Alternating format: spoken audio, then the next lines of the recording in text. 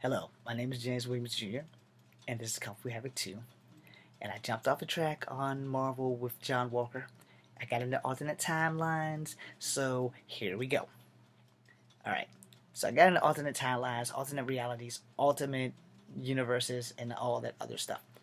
So, if you noticed, they started bringing like heroes from alternate universes to 616. 616 is our timeline universe reality. And for those who don't know, Peter Parker's still the hero in this universe. All right. Now, Miles Morales is like black and Mexican, and he's Spider-Man from whatever universe he's from. I don't remember the guy who's Peter Parker for Spider-Man Nor. I don't remember uh, the other Spider-Man or the Pig Spider-Man, and I do remember Miguel O'Hara because he's Spider-Man 2099, who is like enhanced human, not really a mutant, but not really not. He, I consider one to be the baddest Spider-Man next to Peter Parker. I don't really know that much about Miles, so I'm not gonna dig into that. I'm not gonna dig into um, Miguel O'Hara either. But I did like Miguel O'Hara because he was uh, Latinish descent, and O'Hara is not a Latin last name, so his mother might have been Latin and his dad might have been white.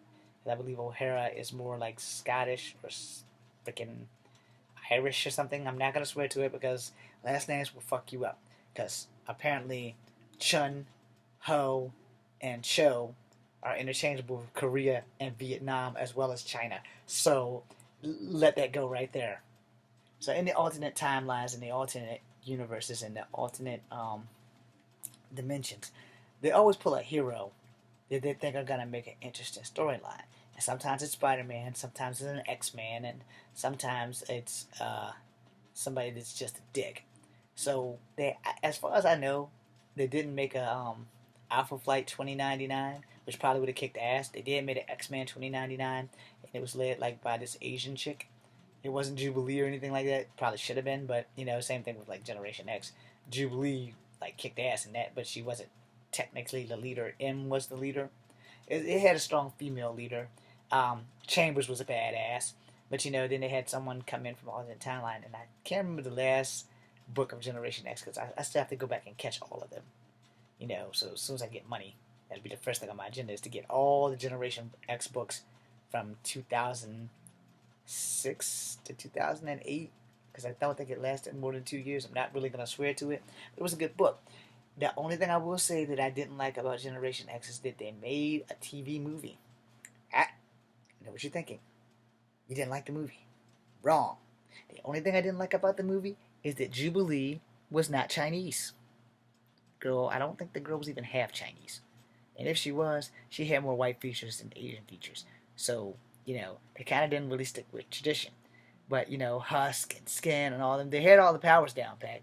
They even had Banshee and Emma Frost down pat, which was kind of fucking cool. And they had Max Headroom as the enemy. I don't know the actor who plays Max Headroom, but he did very well in Generation X. And they built it up to like it could be a series, and then it didn't happen. And at the time, Fox was airing everything X-Men. And then same thing like with Mutant X. I don't know if it had any connection to the X-Men universe or anything, but they had the airwaves for quite some time before Marvel had bought out. Before Disney had bought out Marvel. Now that Disney bought out Marvel, I'm like, you guys really need to catch up with Warner Brothers and start giving like other TV shows besides Agent Carter and Agents of Shield, which kick ass, by the way. They're like my favorite TV shows of all time. Not that I don't like the DC shows, but I will always love Agents of Shield and Don't Touch Lola, and I will always like Agent Carter. And again, Haley Atwell kicks ass. So, being that we got that out of the way, we're going on to alternate timelines and alternate universes and alternate dimensions. So I'm gonna try to stick with X-Men because those are the ones I really know more about for alternate timelines and all this other stuff. I really don't know shit about Rachel Gray. I do know a lot about Rachel Summers, and to find out more things about Rachel Summers, you should probably start with the first Secret Wars because that will introduce you to her. Or at least that's where it introduced me to her. I didn't see her in an X-Men book until the crossovers came, and then she stayed in the X-Men books while they all went against whoever the fuck it was in the first Secret Wars. In the second Secret Wars, she came back, because something happened. It might have been her telling Scott that he's her daddy. It might have fucked up her timeline. But somehow or another, her timeline got fucked up. But she was still Scott Summers and Jean Grey's child. And she came back Rachel Summers. Now, Rachel Grey, the last book I picked up, she was getting tortured by some people. And she let it happen because Rachel Grey is like the child of the Phoenix. And I guess Cyclops. Or either the Phoenix was a man and he had sex with Jean Grey, but she's Rachel Grey. And she killed her grandparents. And Jean and all them in like a fatal scream or some shit. Or either the Sentinels blew up the house. Something happened and they all died. Except for Rachel Grey. Okay? Now, they also had a third sister, and I can't remember her name, but she came from the future after the legacy virus was put in the Cable, when he was still Nathan, Christopher, Charles Xavier Summers, before the Dayspring came in, which would be the people who raised him. Okay, so we got that established, because in the I think it's called Cyclops and Phoenix was like the miniseries where they went through the future and lived in someone else's body and raised their son. Except for he wasn't really Jean Grey's son, he's Madeline's son. But Madeline's a clone of Jean, so technically he's Jean's son.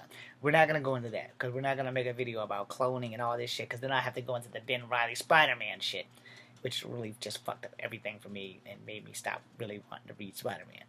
Especially when he had to start wearing 6 suits so that people would think that there were 6 new superheroes when it was just him. But I did like when he got the symbiote suit back, but it wasn't the original one that was Venom. Alright, anyway, moving back on to alternate timelines and all that other stuff. So, since I can only really mention X-Men in the X universe, because they are really the only people I really read. I didn't really read alternate timelines for Avengers or Fantastic Four or any of that stuff. And if I did, I didn't know that I was doing it, because at that one time that the Thing was a chick. But other than that, because Thing got replaced by She-Hulk at one time. When Thing was like off on another planet or whatever the fuck was going on with Ben Grimm, that was going on. So, just for the record, let's neck this out the way. In the timeline of 616, for Alpha Flight, that was not an alternate timeline. That was Walter Winkowski living as Wanda Winkowski when Sasquatch went from being brown to white. Got that? That was the same dimension. That was 616. There was no alternate timeline there. There was all straight right there for those who are friends of Alpha Flight. Now, moving on down to the X-Men. At Execution Assault, Strife came in from the future and shot Xavier in the chest under the advice of Legion, who is Charles Xavier's oldest son, David Haler. I forgot where the hell Miss Haler is, but David Haler, if not the most powerful mutant, one of the most powerful mutant, because he had 5 powers, and no other mutant before or since that I know of has come back and has had that much power. And every power had a personality. So he was like, if Jean Grey before the Phoenix was a class 10, then he would have been a class 15 or 20. But David Haler was definitely the baddest fucking mutant as far as I'm concerned, because each one of his personalities had a power. And that's probably why he spent a lot of time in the same asylum. And no, he was not from an alternate timeline or an alternate dimension. He was straight up Charles Xavier's son, and he was a badass. Fortunately, he snapped, which led Strife to come and kill Xavier. And everybody thought that Strife was Cable because Strife is a clone of Cable, or a Cable from a different dimension or alternate timeline or an alternate universe. But once they got to the fighting where both of them fell into the warp, they found out that Strife was actually a clone of Cable without the legacy virus. But what they don't know is who the fuck made him. My hint is probably Sinister probably had some left over because Sinister made Madeline from a strand of hair of Jean Grey.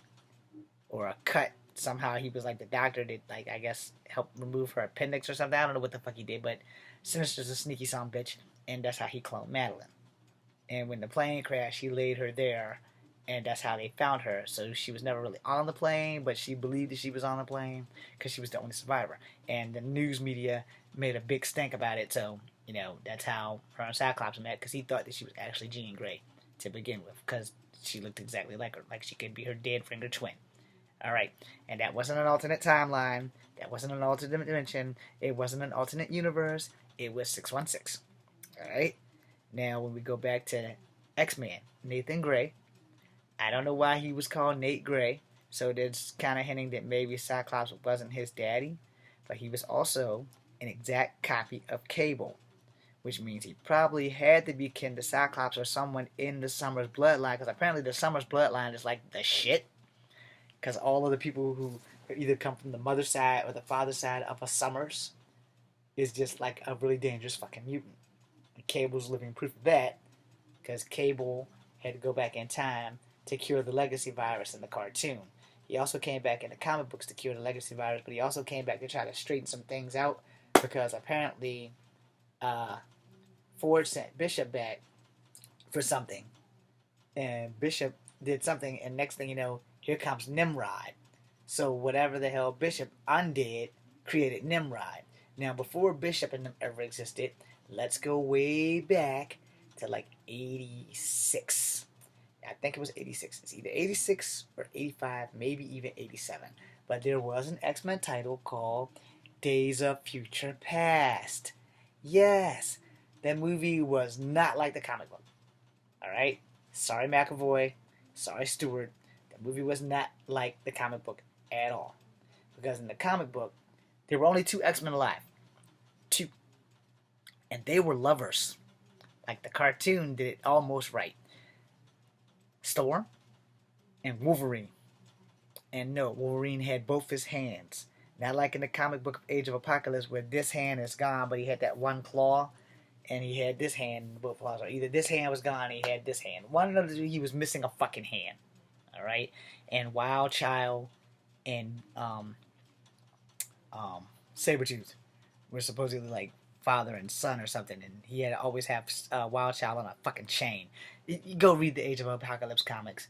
So I'm hoping that the movie hints at that a little bit. I can't really give you an Easter egg because the only preview you've seen is at the end of Days of Future Past, and you get to see the 4 Horsemen. So, you know, you can see the previews on YouTube if you look for them, but you still only get hints of the 4 Horsemen. You don't get a hint of Storm and Cyclops and them, and you don't get a hint of Storm and Wolverine's relationship or anything, and I don't even know if Hugh Jackman's even going to be in it. So, you know, it's kind of up in the air, because supposedly the dude from Mad Max Fury Road is supposed to be the new Wolverine, which goes back to, I don't know if that's going to happen by the time the Marvel does the Infinity Wars or whatever the hell you want to call it thing. So, again, this is our timeline. You can hold it right there. And this would be that bump in an alternate timeline that changes the course of this timeline, because some jackass jumped off of this timeline and landed on this timeline thinking that they were going to fix their timeline and wind up only screwing this timeline. Does that make sense? Probably not. But anyway, it's a damn it, what is the word? It's not a conundrum. It might be a conundrum. Let's just call it what it is. It's a fucking clusterfuck. So, if you come into an alternate timeline thinking that you're still in the timeline, let me give you a recap.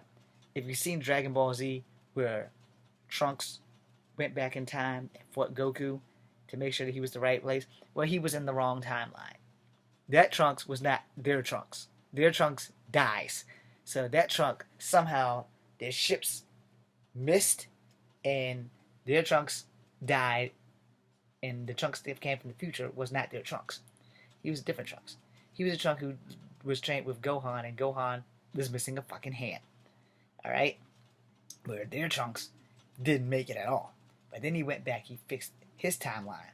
Which I guess, if you fix one timeline, you probably can fix them all. Don't believe that shit. Nothing is that damn simple. But anyway, eventually I guess the timeline did get fixed, because next thing you know they were doing other things with the troubles and all that bullshit. But anyway, we're not going on Dragon Ball Z, we're going on alternate timelines, and I'm sticking with the X-Men because it's what I know. So also, in the second Secret Wars, I believe they fought the Beyonder. I can't remember who the fuck they fought in the first Secret Wars. I have to go get the comics. I think they're over there. And I'll have to read them all, and then I can do a recap. I'll have to do it like one weekend where I just don't have nothing to do. Anyway, so in alternate timelines and alternate dimensions and in alternate universes and everything is different but the same. So the names are still the same. They might put your first name as your middle name and your middle name as your first name, that kind of thing. Like, instead of being Peter Benjamin Parker, you might be Benjamin Peter Parker or some shit like that. Or your name might not be James Howlett or Hewitt for whatever reason they gave Wolverine that name. I have no idea. I liked it better when he didn't know who the fuck he was and his name was Logan. Now that he wakes up one day 60 fucking years later and now all of a sudden he's just as rich as Xavier. And again, not sure if that's an alternate timeline, an alternate dimension, or an alternate universe, or an alternate reality, because all of those things, alternate means it's not the dimension that you are from. So, if I haven't clarified that, in some dimensions, Cyclops never even fucking met Jean Grey, which is why, Nate Grey may not have been his kid, or Rachel Grey may not have been his kid. She might have been the daughter of someone else, because she was a redhead. Nate, he was brown haired, but he had those two white flashes of hair that hung across his face, which is why I wanted to do that, because X-Men was like one of my favorite X-Men characters.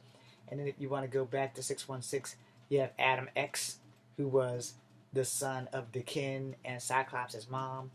You have the other brother, I can't think of his name right now, but he's the son of Corsair and some other woman. But the mutant gene apparently is in both sides of their family, which is why Cyclops and Havoc are like two of the baddest motherfuckers there. And Havoc will always be my favorite of the Summer Brothers. But Adam X is running in a cool second because he has those axes. Those axes were badass. So, when you get into the alternate timelines, alternate dimensions, and ultimate universes, the only thing it's going to give you is the ultimate fucking headache. Now, remember I was saying alternate until the last thing I said was the ultimate fucking headache. Okay? Now, I say that because you start reading comic books and you start thinking about this, and my leg is really fucking hurting, so I have to get up. If you think about these things, it'll really, like, blow your mind some kind of bad. So, you have to try to decipher which one you really want to get into.